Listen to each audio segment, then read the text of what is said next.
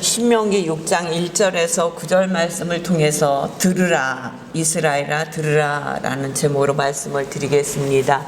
신명기는 두 번째 율법이라는 뜻을 가지고 있습니다. 모압 땅에서 모세가 가나안 땅을 바라보면서 전한 세 편의 설교가 기록되어 있습니다. 제1편은 1장 5절에서부터 4장까지인데 광야 40년 생활을 압축해서 말씀을 전하는 것이며, 제2편의 설교는 5장부터 26장인데 신해산 언약과 내육의 핵심이 되는 율법을 풀이해서 순종을 촉구하는 말씀이 들어있습니다. 제3편 설교는 27장부터 34장까지인데 축복과 저주, 어떻게 해야 축복을 받고 하나님의 말씀을 지키지 않으면 저주의 삶을 살 수밖에 없다라고 모세는 이스라엘 백성들에게 말씀을 전하는 것입니다. 모세는 광야 40년 여정을 마치고 마음이 얼마나 감격하며 또 설렜을까요? 이 설교를 하면서 드디어 약속의 땅 앞에 모세는 설교를 하기 시작을 하는 것입니다.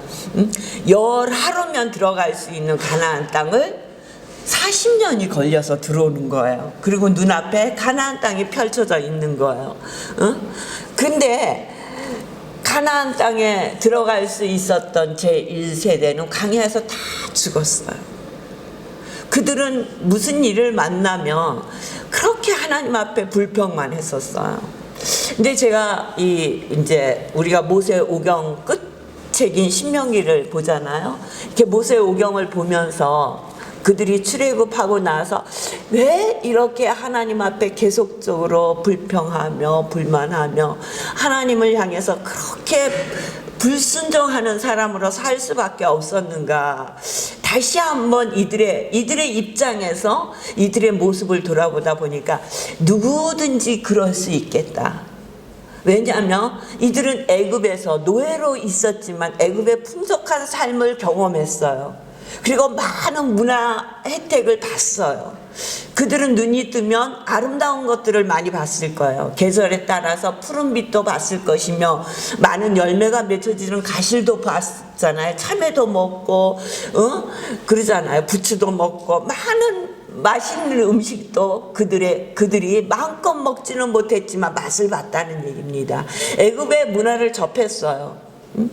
이방 신들을 향해서 이방 신들을 세워놓고 그들에게 경배하는 그들의 모습도 봤단 말이에요. 그리고 날이 새고 계절이 바뀌며 자연이 바뀌는 모습도 봤어요. 그리고 애굽 땅에 물이 풍족했잖아요. 언제든지 마실 수 있었고 씻을 수 있었고 그 물로 음식을 할 수 있었는데 광야에서는 그 다음날 눈이 떠도 빨간색을 볼 수가 없는 거예요. 빨간 꽃을 볼 수가 없는 거예요. 광야는 뭐예요? 맨날 광야의 색깔 있잖아요. 무슨 색? 땅색 비슷한 색깔. 늘 먼지가 날리고 푸른 빛을 찾아볼 수 없었던. 그렇죠? 우리는 너무 피곤하고 힘들면 왜 푸른 빛이라도 뭐가 그러면은 좀 지나가다가 나뭇잎만 봐도 우리의 마음이 좀 씻기는 듯한 느낌을 받을 때가 있었잖아요. 근데 이들은 움직여도 조금 더 색다른 모습을 볼 수 없었던 거예요. 늘 자기들이 하나님 앞에 간구해야 되는 거예요. 그리고 하나님이 주시는 것으로 만족할 수가 없었던 거예요. 하나님이 주시는 만나와 메추라기로 그들은 실증을 느꼈었던 거예요. 그러다 보니까 입술에서는 자꾸 불평이 나오는 거예요. 그래서 열 하루면 갈 수밖에 없었던 그 땅 앞에서 그들은 다시 38년을 돌잖아요. 그리고 광야에서 출애굽을 그 애굽에서 10가지 재앙을 보고 하나님께서 홍해를 가르던 그런 놀라운 은혜를 체험했던 그들은 광야에서 다 죽어버렸어요. 그리고 지금 모세 앞에 있는 사람들은 출애굽 2세대예요. 광야에서 태어난 그들이에요. 그들은 그 부모를 통해서 또 모세를 통해서 하나님의 역사하심을 보았지만 애굽 땅의 삶을 제대로 모르는 사람들이에요. 애굽 땅이 얼마나 좋았는지 그들은 경험하지 못했던 이 세대가 가나안 땅을 들어가는 거예요. 그런데 가나안 땅에 펼쳐질 그들의 모습은 많은 이방 신전을 세워놓고 있었단 말이에요. 가나안 주민들은. 또 그곳에 가면 많은 곡식이 풍족했어요. 농업을 하던 곳이기 때문에 하나님이 비를 주셔야 되는데 그들은 바알이 비를 줄 것이라고 생각하고 바알의 신상을 숭배했던 그들이에요. 그들 그 땅에 들어가면 지금까지 광야에서 맛보지 못했던 정말 신기루 같은 삶이 그들 앞에 놓여 있을 거예요. 그러면 이들은 광야 1세대와 똑같이 애굽 땅의 모습을 봐서 그들이 광야 생활을 견디지 못했던 것과 똑같이 그런 광야 생활에서만 봤던 것을 너무 새로운 세상에 가서 하나님을 잃어버릴 수 있다는 거예요. 그래서 모세가 이들에게 하나님의 말씀을 정말 죽음을 앞에 둔 모세가 마지막 설교를 이들에게 하는 거예요. 그러니까 이 말씀은 얼마나 모세의 마음을 다해서 간절한 마음으로 이스라엘 백성들에게 설교를 했겠어요. 봤잖아요. 애굽 생활에서 봤고 그들이 광야 생활을 하면서 봤고 또 앞으로 가나안 생활에 들어가서 이들이 어떻게 변할 수 있을 것이라는 것을 모세는 알고 있었어요. 그러니까 니들이 가나안 땅에 들어가서 어떻게 살아야 할 것인가를 이야기하는 거예요. 그러면서 모세는 먼저 얘기하는 거예요. 너희들이 광야에서 어렵고 힘들었다고 하지만 광야 생활은 하나님이 함께 하셨으므로 부족함이 없었다고 고백을 하는 거예요. 신명기 1장 31절 33절에 보면 광야에서도 너희가 당하거니와 사람이 자기의 아들을 아는 것 같이 너희 하나님 여호와께서 너희가 걸어온 길에서 너희를 아느사 이곳까지 이르게 하셨느니라. 너희를 내버려둔 것이 아니라 하나님이 사람들이 자기의 자식을 아는 것 같이 하나님이 너희들을 안고 광야길에 함께 하셨다는 거예요. 그러니까 부족함이 없었다는 거예요. 그렇게만 하신 것이 아니라 그는 너희보다 먼저 그 길을 가시며 장막 칠 곳을 찾으시고 밤에는 불로 낮에는 구름으로 너희가 갈 길을 지시하신 자시니라. 이들이 움직일 것을 내가 어디를 갈 것이라 고민한 것이 아니라 하나님께서 그 길을 미리 예비하셨고 광야 가운데 살 수 있도록 낮에는 구름 기둥으로 밤에는 불 기둥으로 너희를 보호해 주셨다고 얘기하는 거예요. 근데 이렇게 하나님께서 너희를 안으시고 인도하셨지만 너희는 하나님을 믿지 아니하였다고 얘기하는 거예요. 너무 놀랍지 않아요? 하나님이 사람이 자식을 아는 것 같이 너희를 안아주셨고 그런데 하나님은 안고 가셨는데 그들은 느끼지 못했다는 거예요. 그래서 하나님을 믿지 않았다고 얘기하는 거예요. 너무 놀라운 거예요. 신명기 1장 31절에서는 하나님이 너희를 안으셨다고 그리고 이곳까지 인도하셨다고 얘기해요. 근데 32절에는 이 일을 너희가 너희 하나님 여호와를 믿지 않았다고 얘기하는 거예요. 그 33절에 뭐라고 얘기하시냐면 하나님이 먼저 그 길을 가시며 장막 칠 곳을 찾으시고 밤에는 불로 낮에는 구름으로 너희가 갈 길을 지시하신 자시니라. 이렇게 너희와 함께 하시고 너희를 안으시고 인도하셨지만 너희는 하나님을 믿지 않았다고 이스라엘 백성에게 말씀하시는 거예요. 그러면서 신명기 2장 7절에 내 하나님 여호와께서 이 40년 동안은 너와 함께 하셨으므로 내게 부족함이 없었다고 결론을 짓는 거예요. 너희들은 부족하다고 너희는 하나님이 없었다고 하지만 하나님께서는 40년 동안 너와 함께 하셨으므로 내게 부족함이 없었다. 8장 4절에 보니까 이 40년 동안 내 의복이 헤어지지 아니하고 내 발이 부르트지 아니하였느니라. 의복도 부족하지 않고 발도 부르트지 않았대. 광야길 40년을 살면서 이들에게 하나님이 부족함이 없이 우리가 생각하는 부족함이 아니라 이 땅에서 살 수 있도록 광야 가운데 이들이 살아갈 수 있도록 하나님께서 이들을 인도하셨다는 거예요. 부족함이 없이 살 수 있도록 인도하시는 하나님께서 함께 하셨지만 이들은 늘 불평했다는 거예요. 그런 이들을 가나안 앞에다 두고 모세는 자기가 이들에게 전해야 되겠다라는 꼭 중요한 말씀을 오늘 신명기에서 설교하고 있는 거예요. 앞으로 들어가서 너희들이 어떻게 살아야 할 것을 말씀하고 있는 거예요. 신명기 6장 4절에서 9절 말씀은 세마라고 그래요. 이스라엘 히브리어로 세마라고 그래요. 그러니까 신명기서를 압축해 놓은 말씀이라는 거예요. 가장 중요한 말씀이라는 거예요. 그 세마라는 것은 들어라. 그러니까 이스라엘아 들어라.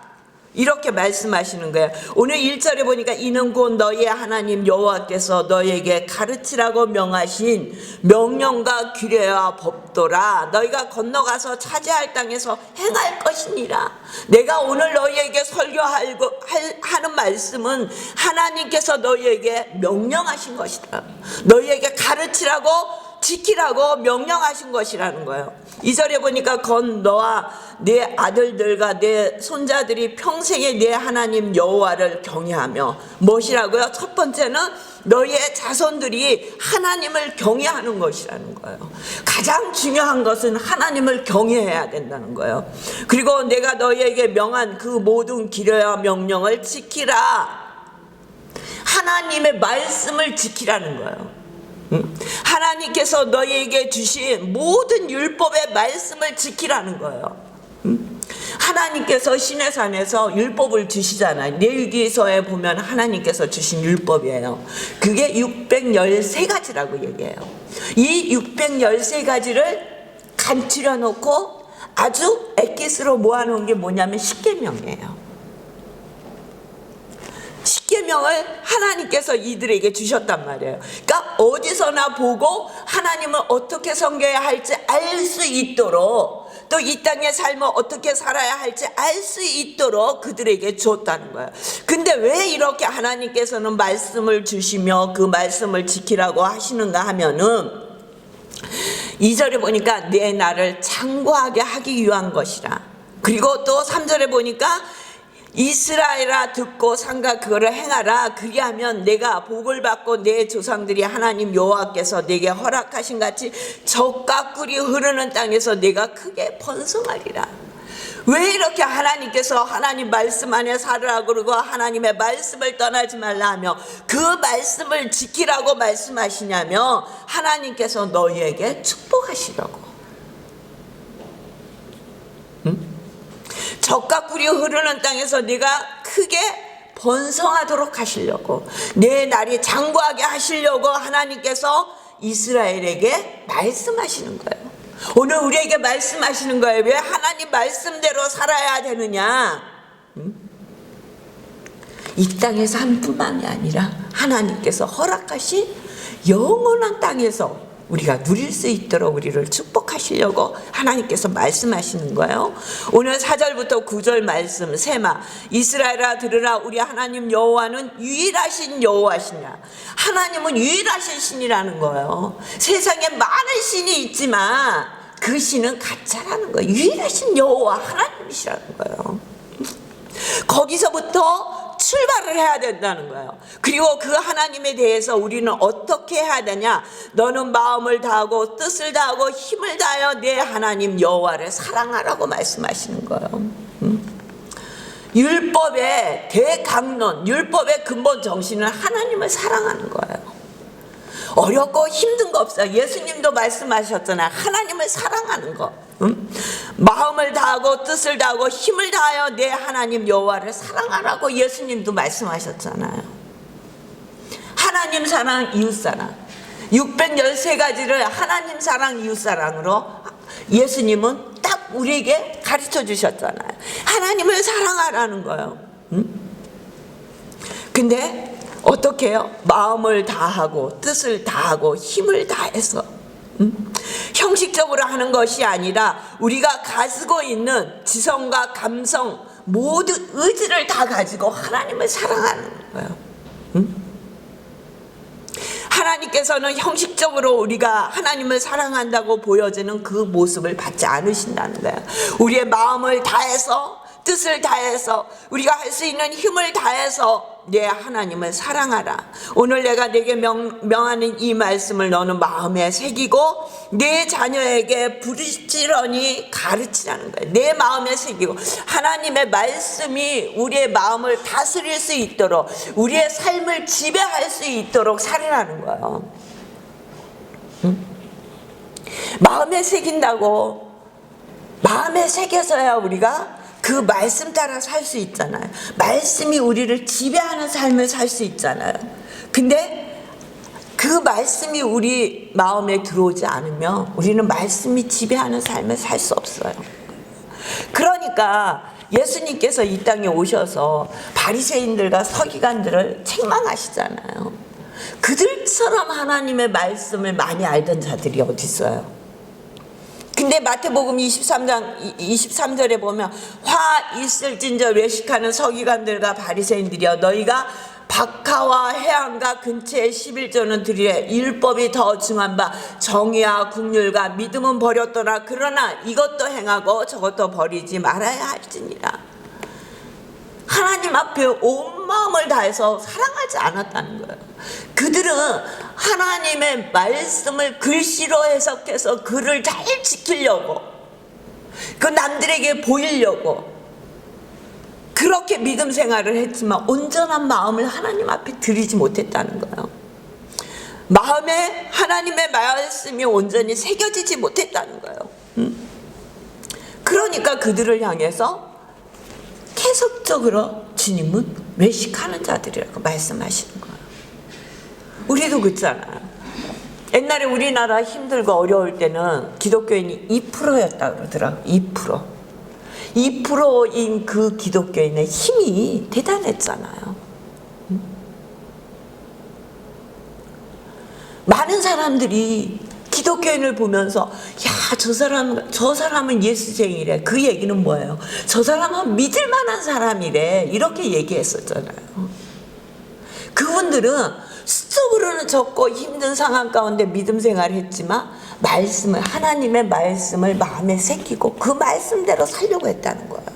그래서 오늘날 우리가 한국이 이렇게 기독교가 부흥을 하고 또 놀라운 역사가 일어난 거 아니겠습니까? 그런데 점점점 하나님의 말씀을 우리가 마음에 새기지 않고 살기 때문에 겉으로는 기독교인은 많이 부흥을 했는데 우리의 삶에 변화가 일어나지 않는 거예요. 우리가 하나님의 말씀을 정말 마음에 새기고 산다면 야고보서 2장 26절에 그러잖아요. 영혼 없는 몸이 죽은 것 같이 행함이 없는 믿음은 죽은 것이라 그랬어요. 삶에 나타난다는 거예요. 우리의 삶에 나타난다는 거예요. 하나님의 말씀이 우리 가운데 새겨져서 우리를 주관하게 하면은 우리의 삶에 열매가 나타난다는 거예요. 근데 지금은 그 열매가 나타나지 않기 때문에 세상 사람으로부터 손가락질을 받는 거예요. 그러니까 주님은 이스라엘을 향해서 유대의 많은 서기관들과 또 이스라엘의 많은 사람들을 향해서 뭐라고 말씀하셔요? 너희는 세상의 빛이라. 너희는 세상의 소금이라고 말씀하시잖아요. 그러면서 빛과 소금의 역할을 감당하라고 말씀하세요. 우리는 소금으로 많은 음식을 하면서 맛을 내잖아요.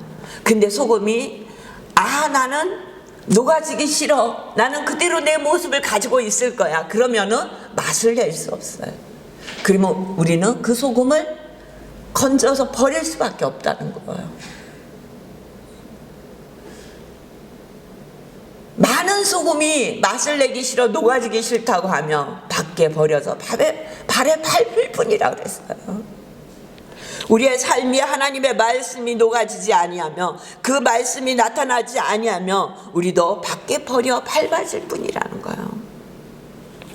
어렵고 힘든 가운데 빛으로 살아야 되는 우리의 삶이 빛으로 나타나지 않는다면 우리는 하나님의 영광을 가리고 살 수밖에 없어요. 행함이 없는 믿음은 죽은 것이라고 말씀하신 것처럼 저와 여러분의 마음속에 하나님의 말씀이 새겨지고 그 말씀이 나타나는 삶을 사시길 주의 이름으로 축원합니다. 그러면서 7절에 보니까 내 자녀에게 부지런히 가르치며 집에 앉았을 때든지 길에 갈 때든지 누워 있을 때든지 일어날 때든지 이 말씀을 강론할 것이며 뭐라고요? 언제든지 어디서나 말씀이 우리를 주관하도록 하라는 거예요. 너는 또 그것을 내 손목에 메어 기호를 삼으며 내 미간에 붙여 표를 삼고 내 집 문설자 바깥문에 기록할지니라. 말씀이 우리의 삶의 기준이 되도록 살아라는 거예요. 유대인들은 이 말씀을 따라서 말씀을 이 조그만 네모란 박스에다가 넣어서 손에다 묶잖아요. 유대인들 보면 이 까만 선 묶고 여기 네모란 이 박스 있잖아요. 이 말씀 때문에 그런 거예요. 머리에도 이 네모란 이스라엘 집에 가면 들어가는 문설재 이렇게 세 있더. 그게 이름이 뭔지 잊어버렸어요. 그리고는 들어갈 때 나갈 때 그걸 이렇게 문지르고 나가요. 문설주마다 있어요. 근데 아무리 그렇게 해도 그 말씀이 내 속에서 녹아지지 않고 삶으로 나오지 않으면 형식적인 믿음밖에 될 수 없다는 거예요. 가나안 땅을 한 번도 들어가 보지 않았고 그들의 문화를 접하지 못했고 지금 광야에서 40년을 마무리하면서 그 가나안 땅의 놀라운 모습을 볼 이들에게 하나님이 모세를 통해서 말씀하시는 거야. 너희가 그곳에 가서 내 자녀로 살 수 있는 길은 무엇인지 아니? 나를 사랑하는 거야. 나를 사랑하는 사람은 어떻게 사는지 아니? 네 마음에 나의 말을 새기고 사는 거야. 그리고 그 말씀대로 순종하며 사는 거야. 그것이 너와 내가 살아가는 길이라고 말씀하시는 거예요. 그것이 하나님의 자녀로서 승리하며 이 땅에서 살 수 있는 길이라고 오늘 저와 여러분에게도 말씀하고 계시는 거예요. 여러분, 우리가 이 땅에 살면서 무엇을 붙들고 살 것입니까? 하나님의 말씀을 붙드시길 주의 이름으로 축원합니다.